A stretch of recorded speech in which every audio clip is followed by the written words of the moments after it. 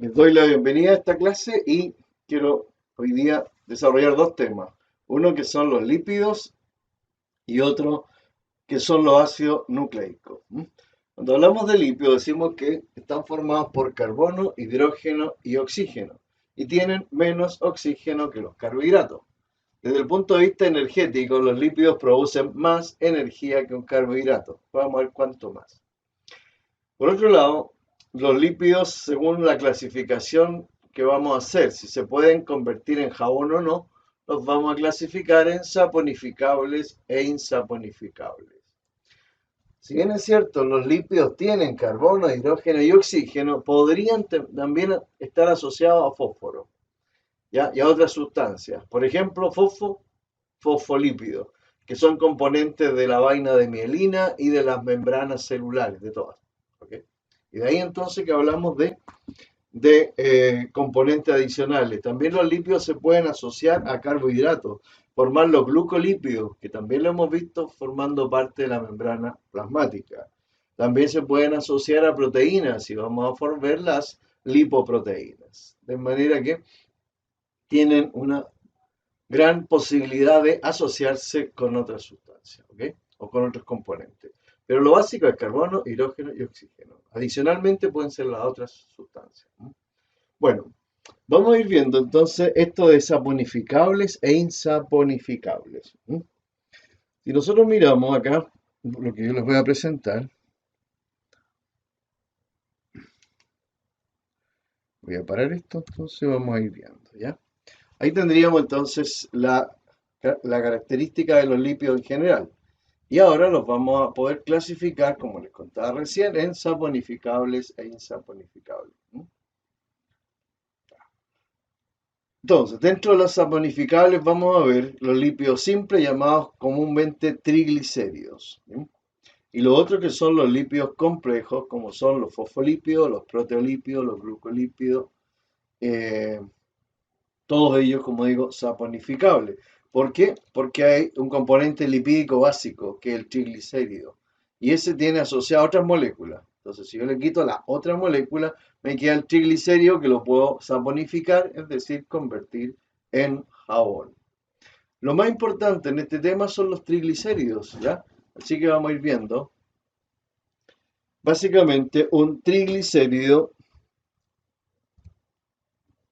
acá,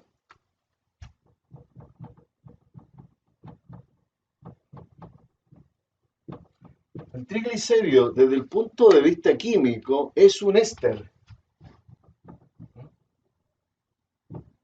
Y un éster va a estar formado siempre por un alcohol, este, ROH, más un ácido carboxílico, que en biología estos ácidos carboxílicos, componente de la grasa, se le llama ácidos grasos, ¿ya? Entonces se va acá a perder el grupo OH y el H del ácido y se va a formar agua. Por lo tanto, esta es una síntesis por deshidratación, como todas las que hemos visto hasta el momento, en carbohidrato, en proteína y ahora en lípido. Y el resultado es un RCOOR más agua. Entonces aquí tiene que haber una enzima que deshidrate y produzca la unión. Y ahí tenemos entonces el éster. Ese es el éster. RCOOR. Si uno tuviera que fabricar un triglicérido, que lo vamos a hacer por única vez, para avanzar un poco, yo tendría que poner el CH2OH, CHOH y CH2OH. ¿Lo vieron alguna vez? ¿Lo conocieron? En química orgánica. Ahí llegó entonces dejó, ¿cierto? Llegó Martín, ahí estamos, ok, cerrando el grupo. Repito, ¿conocen este producto, no? Por el hecho de tener OH es un alcohol. Cuando tiene un OH es un ol. Cuando tiene dos OH es un diol. Y cuando tiene tres OH es un triol.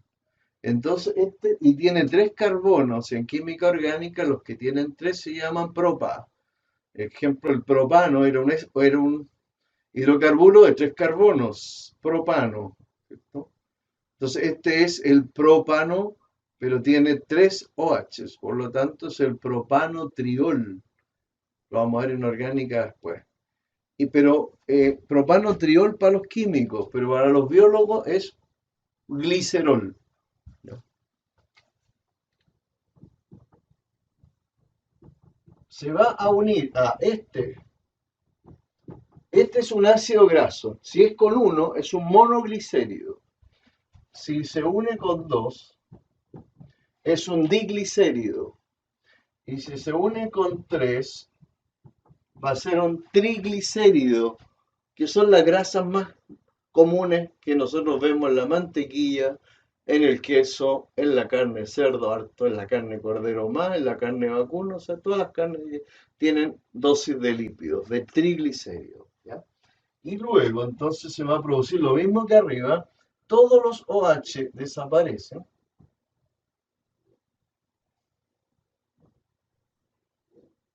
y se forman tres moléculas de agua. Y el producto es un CH2, mejor lo vamos a hacer al revés, ¿ya? Vamos a poner a los R primero, RCO, CH2, CH, RCO, CH2, RCO. Ahí está. Ese es un triglicérido.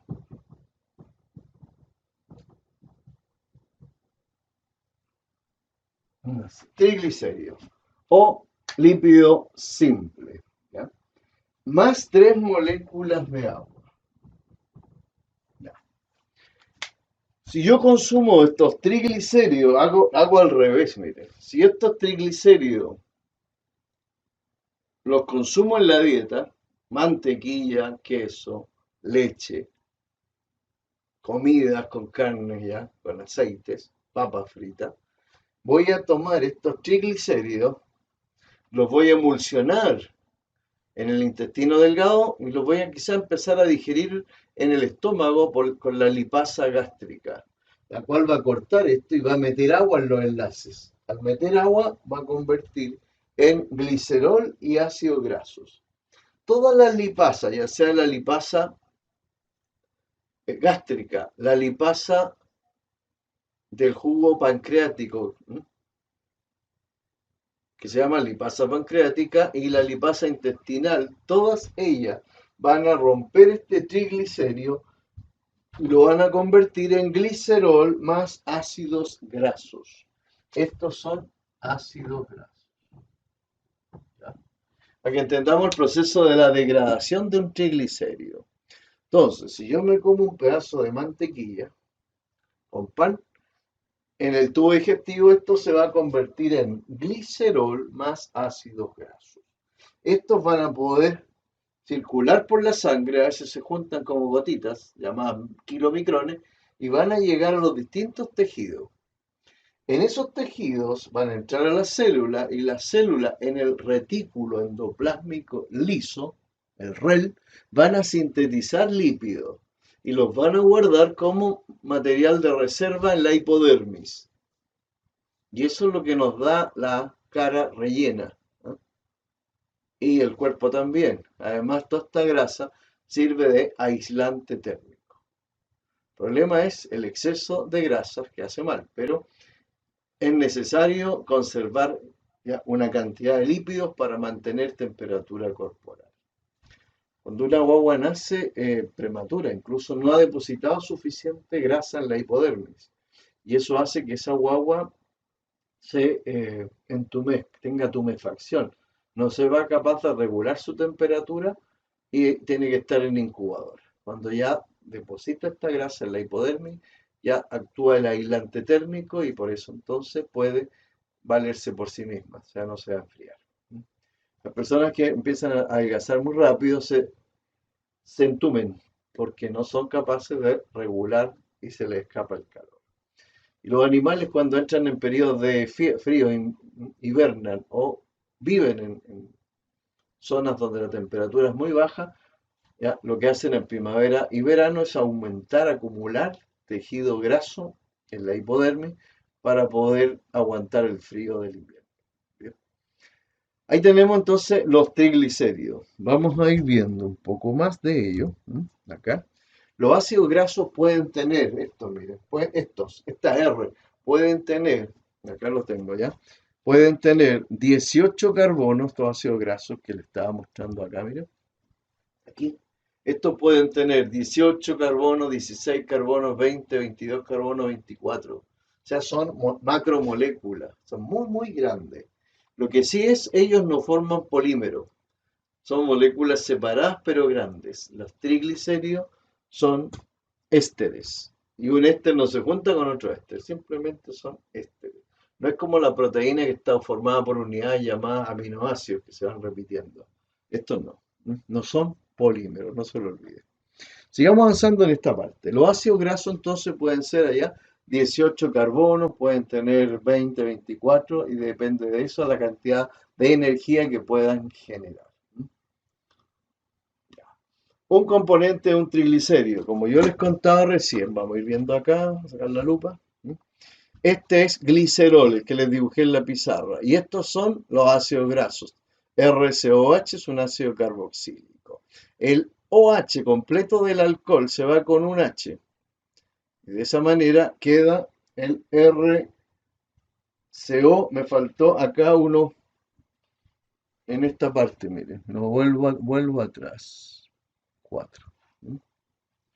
Acá me salté porque se va a ir una acetona. ¿Ya? Y miren, ahí está la función que tenía que dibujar. Omití uno, por eso vuelvo acá. Pero de todas maneras ahí estaba el éster arriba para que se hubiesen dado cuenta del error. ¿Okay? Bueno, acá tenemos claro entonces, como les contaba con la lupa de nuevo, un glicerol, acá 3 ácidos grasos. Esto va a formar un triglicérido, ¿ya? O grasa simple. Y aquí tenemos el RCOOR. El alcohol aporta un radical nada más, porque el OH se va, más 3 moléculas de agua. Si este triglicérido yo lo quiero degradar por acción de una lipasa, voy a tener que meterle esta molécula de agua ahí al enlace y convertirla en glicerol y ácidos grasos. ¿Bien? Ahora, este triglicérido yo lo puedo meter en una hidrólisis alcalina o básica y lo puedo convertir en un jabón más glicerol, ¿bien? Una sal de un éster. ¿Bien? Entonces, vamos a cambiar de imagen. Este triglicérido que les contaba yo, acá lo vamos a ver, ahí, puede, por acción de una hidrólisis alcalina, convertirse en jabón, en una sal de un ácido graso, más glicerol. ¿Fíjense? Así que todos los jabones que nosotros usamos como tocador han venido, o sea, provienen de la hidrólisis de un lípido o grasa simple. Lo que sí hay que hacer después es que el jabón queda demasiado básico, porque como usé soda cáustica, queda demasiado básico. El objetivo después es colocarle algunos perfumes, aromas y además neutralizarlo. De tal manera que el jabón sea usable y no genere una irritación de la piel. Hay jabones que son altamente básicos, como por ejemplo los que se usan para sacar manchas de grasa. Son los jabones puros, que nosotros llamamos Popeye, Gringo y otros nombres antiguos.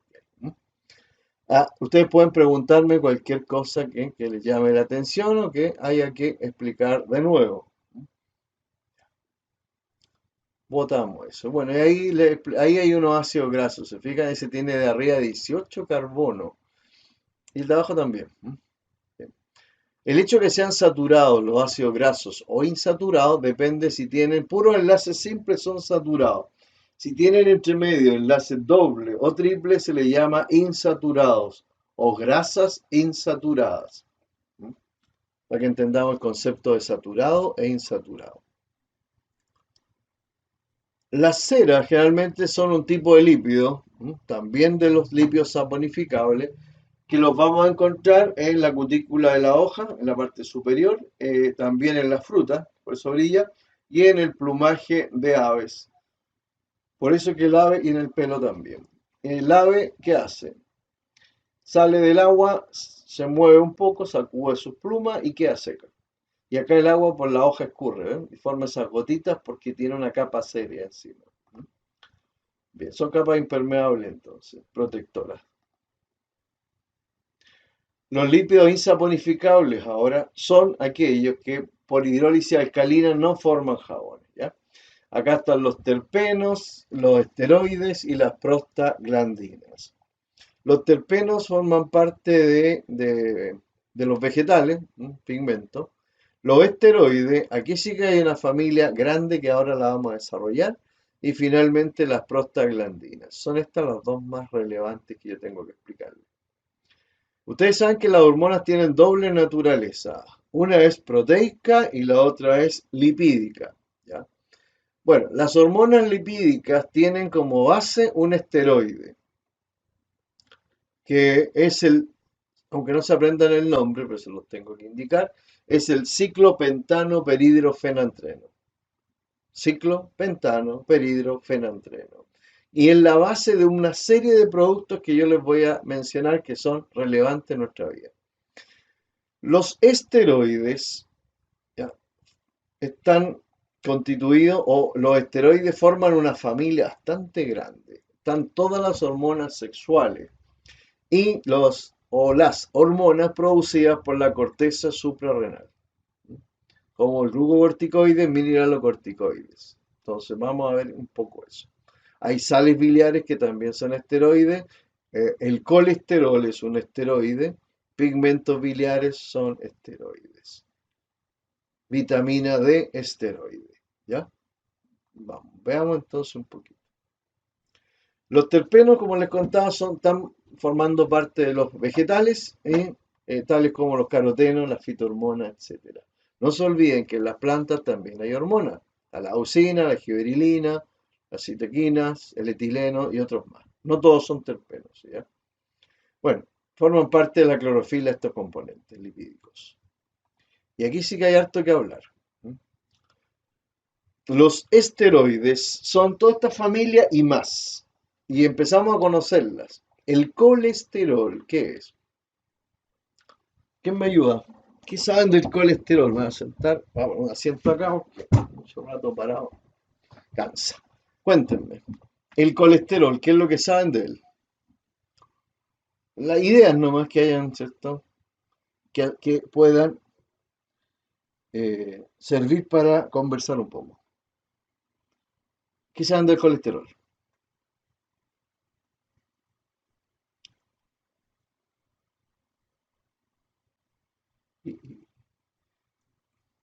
¿Sabes si me están escuchando? Está en la membrana, perfecto. En la membrana plasmática el colesterol le da consistencia y fluidez a la membrana. Por lo tanto ya tenemos ubicada ahí el colesterol. ¿Pero qué más?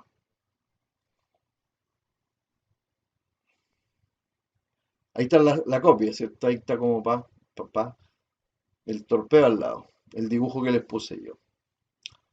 El colesterol, les cuento yo, ¿qué pasa si ustedes, cuántas veces han visto exámenes de su familia, su papá, su mamá, su abuelita?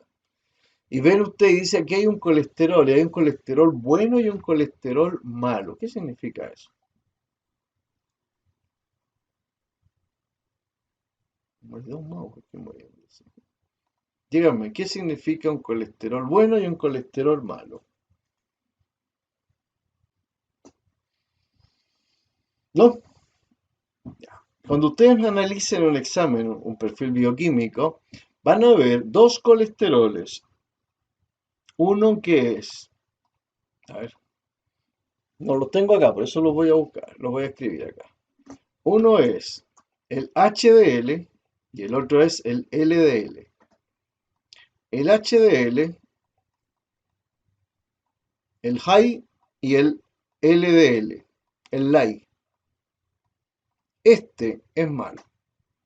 Este LDL se deposita en el interior de los vasos sanguíneos y produce ateromas. Aquí está el nombre. Los ateromas son depósitos de calcio de depósitos de LDL dentro del vaso sanguíneo que van reduciendo el lumen. Cuando se reduce el lumen es fácil, de arterias principalmente, ¿qué es lo que pasa? Es fácil que se desintegren las plaquetas y genere un coágulo. Y ese coágulo, si tapona la arteria, supongamos que es coronaria, el corazón estamos hablando, va a producir una obstrucción y va a generar un infarto al miocardio. ¿Mm? Genera un coágulo, ese coágulo se llama trombo. El trombo tapona la arteria, no deja pasar sangre por el árbol coronario, el miocardio se paraliza, el corazón deja de funcionar. Entonces, muy importante estudiar los ateromas y la enfermedad se llama aterosclerosis o ateroesclerosis, no arterioesclerosis, sino que atero, porque viene de un ateroma, es otra enfermedad. Entonces, los depósitos de LDL causan este problema grave. Desgraciadamente, hay personas que tienen una predisposición genética a depositar ese LDL, porque el hígado es incapaz de retirar el LDL de la sangre y metabolizarlo, para después eliminarlo por la bilis. Entonces hay personas que tienen pocos receptores hepáticos para el LDL, entonces el LDL, como no lo admiten a todos en el hígado, deambula por la sangre y es propenso a formar coágulos en el interior de las arterias. A eso lo llamamos entonces ateromas. La enfermedad se llama aterosclerosis y lo que forma los ateromas principalmente son obstrucciones del vaso sanguíneo, lo que nos lleva a generar trombos. Si el trombo tapona la arteria, tenemos una trombosis. Puede ser a nivel cerebral, a nivel del corazón o trombosis en alguna pierna. Si el trombo logra pasar, se convierte en un émbolo. Si pasa por acá y vaga por la sangre hasta que tapona una arteria más chica y se convierte en una embolia. La mayoría son a nivel cerebral, dañando el tejido nervioso. Eso es lo que sabemos del LDL. El HDL es colesterol bueno, no se deposita y es la base para fabricar hormonas sexuales o hormonas de la corteza suprarrenal. O sea, en ese sentido, el HDL, si está alto, el médico le va a decir, estamos bien ahí. ¿Ya? Si está alto el LDL, le va a decir, estamos mal. Hay que hacer algo para bajar los niveles de LDL, evitando lo que les conversé recién, depósitos de ateroma en el interior de las arterias. El colesterol, dijimos, forma parte de la membrana plasmática y le da fluidez y consistencia a ella. Bien, ahí tenemos el ciclo. Este se llama ciclopentano. Este se llama fenantreno. Por eso yo digo ciclopentano peridrofenantreno. ¿Ya? Vamos entonces hablando un poco más. Más colesterol. No. Colesterol forma parte de la bilis como un componente de excreción. Como que por ahí me escapo el exceso de lípidos que pueden haber. Ya. Pero los lípidos también, el colesterol, un corticoide en general, son la base para las hormonas sexuales, que son estrógeno, progesterona y testosterona. Fíjense bien, la testosterona es responsable del desarrollo de la masa muscular en el hombre y mantención de la libido o la impulsividad sexual, el desarrollo de vello en el cuerpo también, de pelo. Los estrógenos, si ustedes se acuerdan, son aquellas hormonas que determinan las características secundarias sexuales en la mujer, que dan la forma, el desarrollo de pecho, ¿cierto? A mamas, ensanchamiento de caderas, se expande la pelvis para poder albergar una guagua dentro, ¿cierto? Un embrión, un feto, y depósito de grasa en los glúteos y en las caderas, lo que le da formas contorneadas al cuerpo. ¿Ya? Mucho depósito de grasa en la mujer. Por la mama, principalmente, el contenido es lipídico. Y los glúteos están también envueltos por lípidos. Las piernas también. A diferencia del hombre, que la capa lipídica es más pequeña y la masa muscular está mucho más acentuada y se vislumbra ahí por la testosterona. ¿Okay? Como el músculo necesita más irrigación sanguínea, ya el hombre tiene un volumen de sangre mayor que el de la mujer. Y por lo tanto, eso explica por qué con la misma cantidad de alcohol un hombre embriaga más lento que una mujer. Pero ¿qué es lo importante de los estrógenos? Mantienen las características sexuales secundarias, lo que les había dicho del cuerpo, la libido, que es la impulsividad sexual, y lo más importante, regula los ciclos ováricos o menstruales. En la primera, bueno, en la primera y en la segunda etapa del ciclo menstrual. ¿Ya? En la progesterona, ella ejerce un efecto desde después del 14 hasta el 21 y es encargado, junto con los estrógenos, de desarrollar el endometrio, prepararlo para un posible embarazo. Y si hay embarazo, el embarazo depende de los niveles de progesterona para mantener el endometrio y después la placenta. Si los niveles de progesterona son bajos, la placenta se cae, se produce un aborto espontáneo o pérdida. Bueno, ahí tendríamos entonces la importancia de los lípidos. Como yo les contaba al principio de la clase, uno a veces los desestima y ahora se da cuenta que si no fuera por ellos, no seríamos lo que somos. ¿Ya? Bien. Preguntas en esta parte. De la función de esta hormona la vamos a tener que repasar, pero ya saben que estrógeno es encargado de las características sexuales secundarias en la mujer y la testosterona en el hombre. La progesterona es la encargada de desarrollar el endometrio después del 14 hasta el 21 y además, si es que hay embarazo, se mantiene hasta el final, hasta el 9º mes. Y la progesterona es la que va a mantener afianzada a la placenta, al miometrio del útero. Si no se cae. Si es que los niveles de progesterona son bajos. Ya. Si no hay más dudas, avanzo. Estamos reconociendo entonces a los esteroides. Estrógeno, progesterona, testosterona. Ya. Las prostaglandinas, aquí hay harto que hablar, pero si es mucha información y ya les ha quedado alguna duda de lo visto hasta ahora, me dicen para repetir algo y si no avanzar. Porque si no hablo toda la hora y ustedes escuchan y quizás sea muy rápido todo y no van a entender mucho. Thais, Cota están ahí y si hay alguna duda me dicen. Si no hay duda también me dicen para poder avanzar.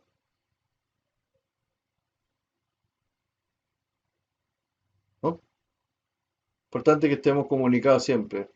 Breve, breve, pero comunicados. Ya. Entonces, ¿está quedando más o menos claro lo del... ya? Ya va bien, Cota, ya. Perfecto. Entonces, vamos a ir a ver a esta estructura prostaglandina, una hormona que no es esteroidal, si se fijan ustedes, pero me queda algo más, miren, voy a irme más atrás. Me faltan sustancias de las cuales debo hablar y las voy a, ¿por qué no sé? Pero hay que revisar esto. Me quedan además de las prostaglandinas, porque ahí está. Era una lámina, ¿cierto? Más atrás, estaba pegada. No sabía por qué no estaba. Bueno, les cuento. La última estructura que vamos a ver, que tiene que ver con los esteroides, la base, el ciclopentano, peridrofenantreno, es o son los glucocorticoides y los mineralocorticoides. ¿Ya? Los glucocorticoides son hormonas lipídicas esteroidales, ¿ya? Y dentro de estos glucocorticoides está el cortisol, la cortisona, la corticosterona. Estos lípidos son buenos y malos. Son buenos cuando yo estoy en una situación de estrés aguda, que es un estrés rápido del momento, porque es una hormona, miren, hiperglicemiante, o sea, eleva los niveles de azúcar en la sangre por gluconeogénesis, o sea, es capaz de remover sustancias que no son carbohidratos y convertirlos en glucosa. La misma grasa la puede pasar al ciclo de la glucosa. Los glucocorticoides además son antiinsulínicos, significa que en situaciones de estrés elevan la glicemia, por lo que les dije antes. Pero también son antihistamínicos. ¿Qué significa que sean antihistamínicos? Que más de alguna vez ya explicamos esto y si no, tendría que hacerlo de nuevo. Cuando hay una infección, sí, lo vimos en biología, en quimiotactismo positivo, ¿ya? Cuando hay una infección, hay células mastocitos que liberan histaminas y esas histaminas llegan al torrente sanguíneo. ¿Ya? Y uno dice, ¿qué hacen allá? Avisan a los glóbulos blancos que hay una infección y ellos por diapédesis salen del vaso sanguíneo y van al tejido infectado. Eso es bueno, ¿ya? Bueno que siempre pase eso. Pero estos corticoides, en una situación de estrés, ellos se liberan en grandes cantidades y desgraciadamente son antihistamínicos. Eso significa que van a bloquear a las histaminas, haciendo que los glóbulos blancos no se percaten que hay una infección. Eso explica que en situaciones de estrés nosotros tengamos más disposición a enfermarnos y menos defensa inmunológica. Los corticoides en el fondo deprimen el sistema inmunológico porque son antihistamínicos. Esa es más o menos la cadena de eventos. Los corticoides, no se olviden, los corticoides se liberan en situaciones de estrés. Ahora, si este estrés es agudo, ni un problema, estamos bien. Un susto. Me ayudó a salvar una situación de riesgo. Para eso son importantes los corticoides. Me dan más energía para que yo pueda responder en forma eficiente a un ataque, a una situación de riesgo vital. Pero si yo tengo un estrés permanente producto de alguna causa que no he solucionado porque me echaron del trabajo, ¿ya? Mi familia depende de mí, tengo el crédito de la casa, no he pagado el auto, se me están juntando todas las cuentas y yo no duermo y empiezo a aumentar los niveles de corticoides producto de este estrés. Voy a deprimir mi sistema inmunológico, por una parte. Voy a elevar la glicemia y si soy diabético voy a hacer crisis. Y además, lo peor, es que voy a estimular al estómago a producir ácido clorhídrico, pepsina, pero no mucina. Y eso va a hacer que yo empiece con una gastritis, es decir, a una inflamación de la mucosa gástrica, lo que me va a llevar con el tiempo al desarrollo de una úlcera gástrica. Aunque no es la única causa, pero me podría ayudar, ¿ya? Junto con otros factores. Entonces, los corticoides son muy buenos para salvar una situación específica de riesgo. Bueno, aprovecho de ir pasándole el sistema endocrino de alguna manera, porque esto es lo mismo que tendría que hablar cuando llegue a las glándulas suprarrenales. ¿Sí? Ahí tengo que hablar de los glucocorticoides y les voy a repetir la misma historia, porque esta lámina la saqué de allá. O sea, en el fondo adelantamos materia.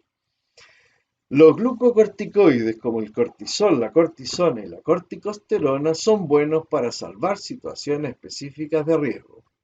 Ahora, cuando yo duermo, los niveles de cortisol quedan muy bajos.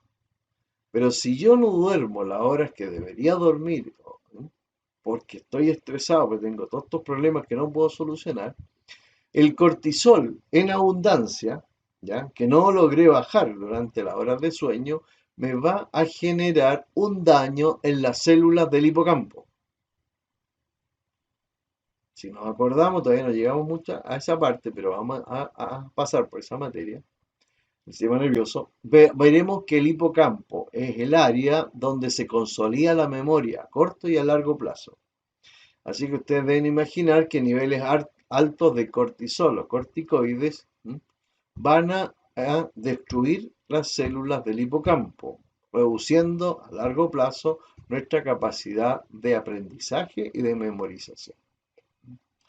Por eso se dice que el sueño tiene que ser un sueño efectivo, reparador y sin contratiempo. Es decir, si estamos durmiendo muy mal producto de nuestras situaciones económicas, ese sueño no nos va a servir mucho y al revés nos va a ir debilitando nuestro sistema inmunológico por el exceso de corticoides que se generan en el cuerpo. Y lo más terrible, como les contaba, cómo se nos va dañando las células del hipocampo. ¿Cuál sería la proyección que yo les doy a futuro? ¿Ya? Desarrollar un Alzheimer a una edad más temprana, producto del daño de sus neuronas del hipocampo. Bien, además el cortisol, ya lo dije de todas maneras, es lipolítico, hiperglicemiante, antiinsulínico, inmunodepresor. Con eso estamos muy bien, ¿no? Si alguien quiere agregar algo que les llame la atención, me dicen. Cortisol, ya, bueno. ¿Cuándo? Cuando lo necesito. ¿En qué casos? Situaciones de estrés agudo, que significa un momento para salvar una situación de riesgo. Voy cruzando la calle, de repente en un auto y pego un salto y me salvo. Eso. Me atropellan, caigo por allá y me paro con una forma, una fuerza ya impresionante. Aunque después me desmaye, pero esa reacción, esa taquicardia que se generó, ya es producto del sistema nervioso simpático que refuerza su acción con los glucocorticoides, ¿sí? Y también con la médula suprarrenal, con la adrenalina y la noradrenalina. Pero ellas son catecolaminas, las que mencioné recién.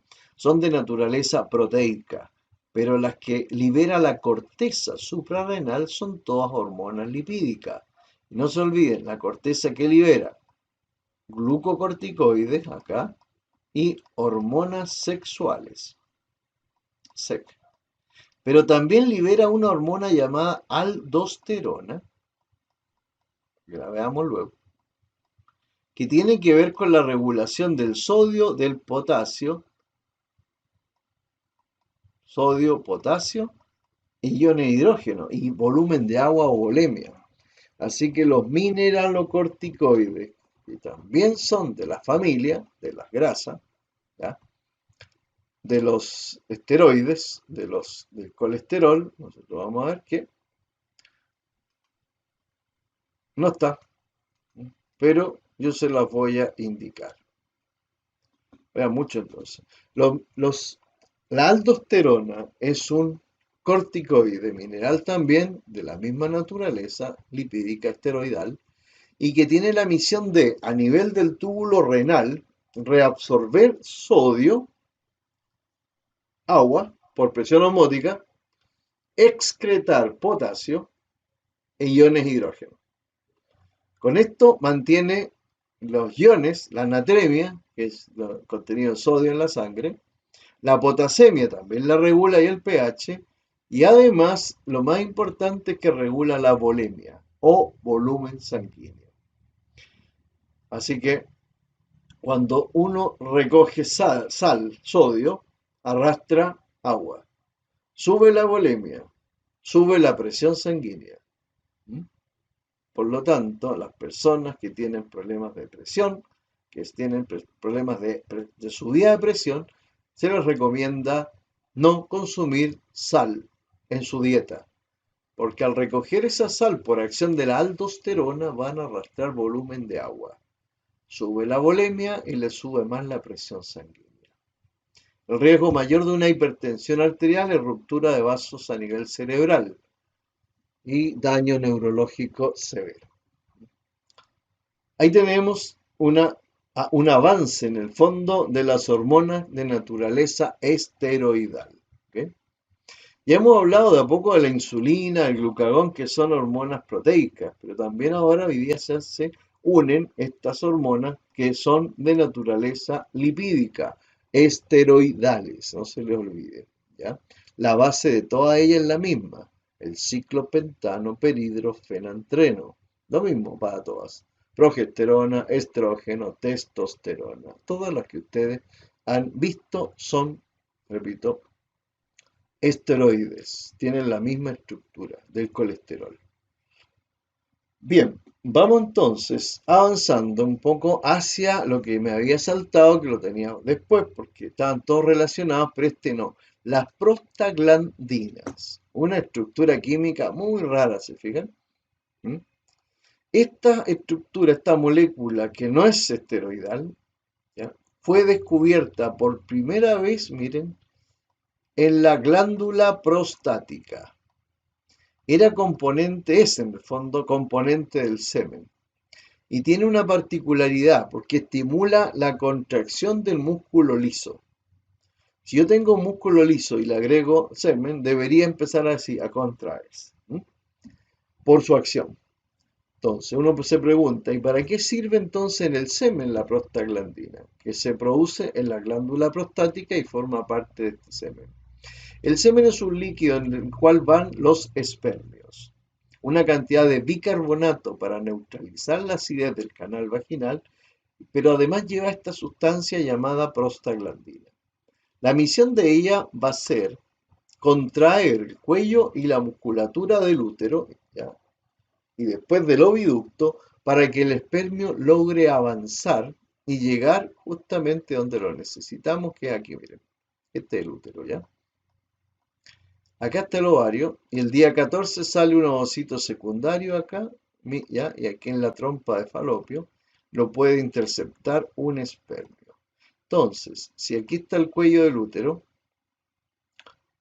y el canal, aquí el espermio va subiendo. Después se mete al oviducto y ahí viaja hasta llegar y se encuentra con el óvulo cercano o posterior al día 14. Entonces, estas prostaglandinas van contrayendo el músculo liso, todo esto es musculatura lisa, para permitir que el espermio se movilice hasta allá. Ya. Pero esas prostaglandinas que uno piensa que estaban solamente presentes en el semen humano, después se encontró que estaban en casi todas partes del cuerpo. Y es así, por ejemplo, que en el caso de una mujer, los días previos en el ciclo menstrual, cuando ya se llega día 21 al 28 ya no hubo fecundación, los niveles de progesterona decaen. ¿Y qué pasa? Hay que botar el endometrio. Y para botarlo necesita que el útero se contraiga. Entonces, ¿qué hacemos? Aumentan los niveles de prostaglandina esos días por tejido uterino, y lo que hace es aumentar la contracción del útero para que el endometrio se caiga, generando entonces la menstruación. Por eso es que días previos a la menstruación el abdomen se hincha y se pone más duro, porque está contrayéndose el músculo uterino. Ya. Pero ¿qué pasa en el parto? Cuando ya estamos llegando a los últimos días del 9º mes, el embrión, el feto ya, va a enviar corticoides, imagínense lo que estoy hablando, glucocorticoides producidos por su propia corteza suprarrenal, que es chiquitita, y eso envía corticoides a la madre y hace que ella estimule la contracción del útero. Al contraerse el útero por acción de las prostaglandinas, se envía una señal al hipotálamo. El hipotálamo libera una hormona llamada oxitocina. Esa estimula la contracción del músculo uterino, ¿ya? Y al contraerse el útero, más señales van al hipotálamo y él, desde la neurohipófisis, descarga niveles más altos de oxitocina. Las contracciones empiezan a aumentar en frecuencia, hasta que finalmente el cuello uterino se dilata y el útero se contrae lo suficiente para expulsar al feto, que después se pasa a llamar recién nacido. Así que las prostaglandinas están involucradas en el parto, en los ciclos ováricos menstruales, en la última etapa de la menstruación. Pero además las prostaglandinas se descubrió algo más. Cuando entra un patógeno, un pirógeno al cuerpo, los tejidos infectados liberan prostaglandina. Esa prostaglandina va y pasa por el hipotálamo. El hipotálamo cambia el termostato hipotalámico de 37 o 36,5, 37, lo sube a 39, 40 grados.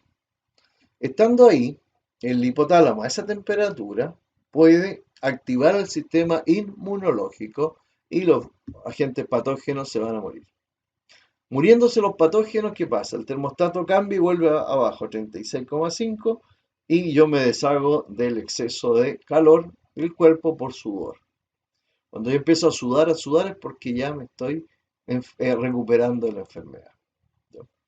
Ahora, el termostato hipotalámico cambia de abajo hacia arriba hasta los 39-40, yo genero el calor. Y la mejor manera de generar calor es tiritando con escalofrío y evitando la pérdida de calor por la periferia del cuerpo. Por eso es que me pongo pálido, genero una vasoconstricción periférica sumado a un aumento del metabolismo muscular con los tiritones, con los escalofríos. ¿Ya? Entonces, las prostaglandinas, realmente cuando uno habla de ellas, hay mucho que decir. ¿Bien? Al menos, y también como regulan la contracción de la musculatura uterina, de toda la musculatura lisa en el fondo, también está involucrado en la regulación del lumen de los vasos sanguíneos, para regular presión sanguínea también. Así que ahí tendríamos un poco la visión de la acción de las prostaglandinas.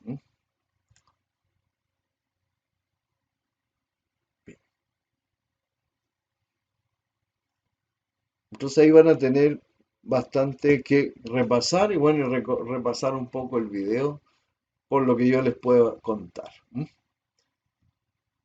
¿Dudas de lo que hemos visto hasta el momento? Repaso de las prostaglandinas. Se descubrieron en el semen humano, se pensaba que ahí solamente estaban y eran responsables de la contracción de la musculatura uterina para que los espermios se activaran y pudieran llegar al oviducto y luego a la trompa de falopio. Ya, eso fue la primera parte. Después se vio que estaban presentes en varias partes del cuerpo y algo que no les dije, activan la liberación o la conducción de impulsos relacionados con el dolor. Así que también tiene esa otra función. ¿Qué más dijimos antes de partir? De las prostaglandinas. Regulan todo lo que es la contracción de la musculatura lisa, no solamente el útero, sino también los vasos sanguíneos. Están involucrados en el parto y en la renovación del endometrio al final de cada ciclo menstrual. Yo creo que con eso ya más o menos sabemos lo que son las prostaglandinas. Tienen que ver también con el fenómeno de la fiebre.